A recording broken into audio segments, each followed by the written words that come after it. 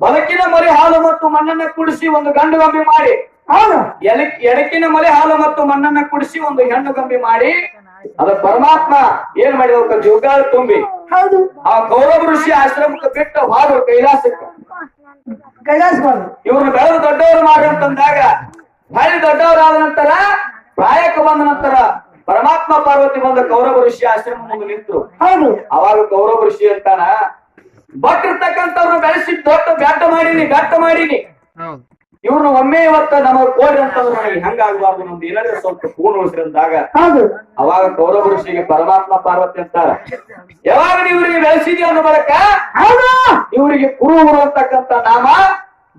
ಬರಲಿ ಅಂತೇಳಿ ಪರಮಾತ್ಮ ಆಶೀರ್ವಾದ ಮಾಡಿ ಅನ್ನೋ ಕೌರವ ಋಷಿ ಪ್ರತೀಕವಾಗಿ ಕುರುಹುರು ಅಂತ ಹೇಳಿ ಬಂದದ. ಆಯ್ತಪ್ಪ ಮತ್ತ ಹಾಲು ಮತ್ತ ಹೌದು ಇದು